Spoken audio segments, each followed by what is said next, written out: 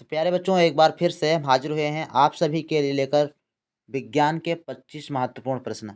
ये प्रश्न आपकी जीव विज्ञान के क्वेश्चंस हैं और ये टॉपिक आपका रहेगा कोशिका संरचना एवं कार्य। इससे आपके लिए गए हैं। तो आज की वीडियो बहुत ही अच्छी होने वाली है। टॉपिक जो है आपके लिए बहुत इंपॉर्टेंट है। तो इसमें जितने भी क्वेश्चन आपके बने हैं ये सारे इंपॉर्टेंट है। तो आइए देखते हैं। पहला क्वेश्चन आपकी स्क्रीन पर है। पहला क्वेश्चन कह रहा है कोशिका भित्ति के आधार पर कोशिका शब्द का प्रयोग सर्वप्रथम किसने किया था? तो रॉबर्ट हुक ने किया था। सी ऑप्शन इसमें राइट है। अगर ये पूछेगा कि कोशिका की खोज किसने की थी, तब भी आपका यही ऑप्शन होगा, रॉबर्ट हुक ने कोशिका की खोज की थी। नेक्स्ट क्वेश्चन करते हैं, निम्नलिखित में से कौन जीवन का भौतिक आधार है?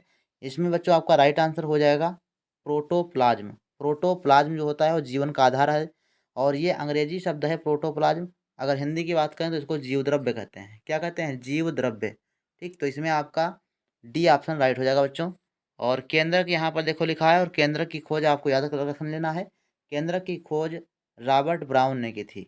रॉबर्ट ब्राउन, ध्यान रखना, रॉबर्ट ब्राउन ने केंद्रक की खोज की थी। कोशिका की खोज तो जान गए हो क्या किसने की थी। तो निम्नलिखित में से किसने कहा था कि एक कोशिका से ही अनेक कोशिकाओं की उत्पत्ति होती है? इसमें आपका फर्स्ट ऑप्शन सही है, बिरको ने कहा था। कोशिका भित्ति का अभाव होता है किसमें? कोशिका भित्ति का अभाव कहाँ पर पाया जाता है? तो इसमें बच्चों आपका कौन सा राइट आंसर है? ए ऑप्शन है। देखो, जो पौधे होते हैं उनमें कोशिका भित्ति पाई जाती है। और इसमें देखो दो ऑप्शन आपके दिए हैं, आवृतजीवी और अनावृतजीवी, और ये दोनों पौधे हैं।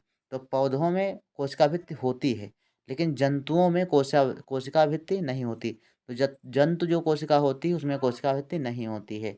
तो इसमें आपका सी ऑप्शन सही हो जाएगा। मनुष्य के तंत्रिका तंत्र की कोशिकाओं में कोशिका भित्ति नहीं होती क्योंकि वो मनुष्य की कोशिका है, एक जंतु कोशिका है और जंतु कोशिका में कोशिका भित्ति होती नहीं है। ठीक, ध्यान रखिएगा।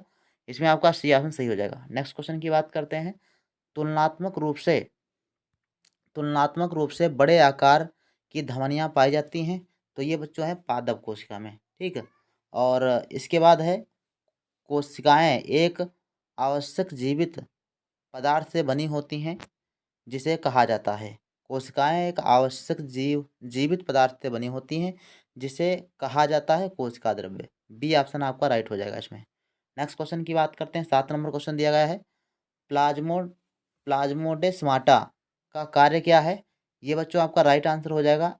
ये एक कोशिका को दूसरी कोशिका से जोड़े रखता है। मान लेते हैं कि ये कोशिका है, दूसरी कोशिका इस प्रकार से आपकी जुड़ी हुई है, तो जोड़ने का जो काम करता है, जोड़ का कार्य जो करता है वो प्लाज्मोडेस्माटा करता है। और ये है पूरा समझ लो एक प्रकार का आपका द्वार बना देता है, संपर्क बना देता है दोनों के बीच में। तो ये भी आपको ध्यान रखना है। और 7 नंबर का सी ऑप्शन आपका सही है। 8 नंबर बच्चों क्वेश्चन आपका दिया गया है। देखो, निम्नलिखित में से कौन प्रोकैरियोटिक कोशिका का उदाहरण है? प्रोकैरियोटिक कोशिका का उदाहरण, नीला हरा शैवाल, आवृत जीवी की जड़ की कोशिका, अनावृत जीवी की तना की कोशिका, उपरोक्त सभी। इसमें आपको राइट आंसर बच्चों मिल जाएगा ए ऑप्शन, नीला हरा शैवाल।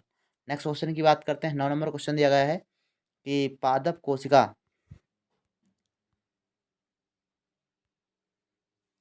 कोशिका जंतु कोशिका से भिन्न है क्योंकि पादप कोशिका में कोशिका भित्ति होती है। ठीक है, ये अभी बताया हमने कि पादप कोशिका जंतु कोशिका से भिन्न है।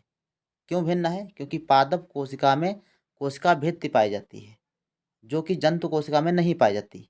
10 नंबर क्वेश्चन, कोशिका के अंदर आनुवांशिक सूचना का प्रवाह किसके द्वारा होता है? तो इसमें बच्चा आपका राइट आंसर हो जाएगा डीएनए। डीएनए के द्वारा आनुवांशिक सूचना का प्रवाह होता है। ध्यान रखिएगा, इंपॉर्टेंट है। नेक्स्ट क्वेश्चन 11 नंबर, एक मानव के केंद्रक की कोशिका में गुणसूत्रों की संख्या कितनी होती है? मानव कोशिका के केंद्रक में गुणसूत्रों की संख्या कितनी होती है? तो केंद्रक की कोशिका में गुणसूत्रों की संख्या 46 होती है। सभी को मालूम है ये। अगर जोड़ा की बात पूछे, ये पूछे कि केंद्र की कोशिका में कितने जोड़ी गुणसूत्र होते हैं, 23 जोड़ी और 46 गुणसूत्र होते हैं। नेक्स्ट क्वेश्चन की बात करते हैं। 12 नंबर, मनुष्य के शरीर में पाई जाने वाली सबसे लंबी कोशिका का नाम क्या है? तो ये सबसे लंबी कोशिका होती है तंत्रिका तंत्र कोशिका। ठीक है, तंत्रिका कोशिका होती है, सबसे लंबी कोशिका होती है, ध्यान रखिएगा। नेक्स्ट क्वेश्चन की बात करते हैं, निम्नलिखित में से सूक्ष्मतम कोशिका कौन सी है, यानी सबसे छोटी कोशिका।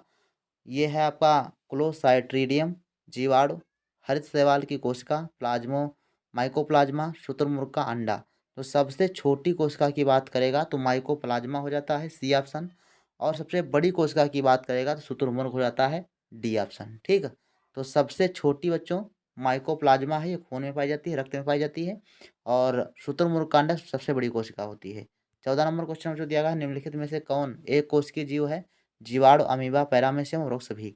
तो इसमें आपका डी ऑप्शन सही है, उपरोक्त सभी। नेक्स्ट क्वेश्चन की बात करते हैं, क्वेश्चन नंबर आपका 15 देखो दिया गया है कि कोशिकीय के शरीर में पाई जाने वाली कोशिकाओं की आकृति हो सकती है। तो जो बहुकोशिकीय जीव होते हैं, जैसे जीव जंतु बड़े आकार के जो होते हैं, उनमें कोशिकाओं के आकार की जो आकृति है वो अलग अलग तरीके पाई जाती है। वर्तुलाकार भी होती है, घनाकार, स्तंभाकार, सब प्रकार की होती है। तो डी ऑप्शन आपका राइट हो जाएगा। नेक्स्ट क्वेश्चन की बात करते हैं, कोशिका का पावर हाउस किसको कहते हैं, इंपॉर्टेंट प्रश्न है, इसको IMP क्वेश्चन कह सकते हो। तो हम कह सकते हैं इसमें आपका राइट आंसर भी आपको पता होगा। तो राइट आंसर बच्चों है माइटोकॉन्ड्रिया, बी ऑप्शन राइट है। नेक्स्ट क्वेश्चन की बात करते हैं, कोशिका रस होता है, तो कोशिका रस बच्चों कौन सा होता है, कोशिका से निस्राव, कोशिका द्रव में घुले हुए कार्बनिक पदार्थ, रसधानी में खनिज एवं कार्बनिक पदार्थों का पतला घोल। यही आपका राइट आंसर है, सी ऑप्शन सही है। नेक्स्ट क्वेश्चन की बात करते हैं, निम्नलिखित में से ग्रेनम किसका घटक है। तो ग्रेनम किसका घटक होता है, ये हरित लवक का होता है, सी ऑप्शन इसमें राइट है बच्चों। नेक्स्ट क्वेश्चन, अणुसूत्र अगुणित गुणसूत्र संख्या नहीं होती किसमें, शुक्राणुओं में, प्राथमिक शुक्र कोशिका में, शुक्राणु पूर्व तथा शुक्राणु में। तो इसमें प्राथमिक शुक्र कोशिका में हो जाएगा, राइट आंसर बी आपका सही है। नेक्स्ट क्वेश्चन की बात करते हैं, 25 नंबर, जिस कोशिका का अर्धसूत्री विभाजन होता है उसे क्या कहते हैं, तो अर्धसूत्री कोशिका कहते हैं। जिस कोशिका का अर्धसूत्री विभाजन होगा उसको अर्धसूत्री कोशिका कहते हैं। ठीक है, डी ऑप्शन आपका राइट हो जाएगा। नेक्स्ट क्वेश्चन की बात करते हैं, प्रोकैरियोटिक होता है, प्रोकैरियोटिक क्या होते हैं, सबसे अधिक बहुकोश सबसे आदि बहुकोशिकीय जीव, एक कोशिकीय जीव, ऐसी जीवित कोशिका जिसके केंद्रक में झिल्लीबद्ध नहीं होती। सी ऑप्शन इसमें राइट है 21 नंबर में। नेक्स्ट क्वेश्चन की बात करते हैं, नई कोशिकाओं के बनने से संबंधित मुख्य ऊतक कौन सा है, विभज्योतक है। क्या है, विभज्योतक, ए ऑप्शन आपका सही हो जाएगा। और 23 नंबर क्वेश्चन जो दिया गया है, क्रोमोसोम क्रोमोसोम सर्वप्रथम किसने दिया था, तो वाल्डेयर ने, ए ऑप्शन आपका राइट है। 23 नंबर में ए आपका सही है। नेक्स्ट क्वेश्चन की बात करते हैं, यूकैरियोटिक जीवों में आनुवांशिक पदार्थ होता है, यूकैरियोटिक जीवों में आनुवांशिक पदार्थ होता है तो कौन सा होता है, 24 नंबर में राइट आंसर बच्चों कौन सा है, इसमें आपका यूकैरियोटिक आनुवांशिक पदार्थ किसमें होता है, गुणसूत्रों के रूप में होता है, या RNA के रूप में होता है, राइबोसोम के रूप में, या प्रोटीन के रूप में। तो इसमें बच्चों आपका राइट आंसर जो आपका दिया गया 24 नंबर में, ये आपका ए दिया गया है, गुणसूत्रों के रूप में आपका पाया जाता है।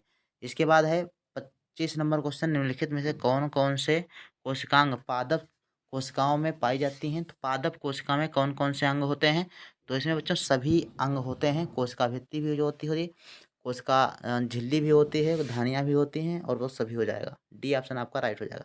इस प्रकार से ये क्वेश्चन आपके कंप्लीट होते हैं। और 25 क्वेश्चन आपके कैसे लगे, इम्पोर्टेंट है, आशा करता हूँ कि इसमें से कम 2 प्रश्न आपके जरूर मिलेंगे।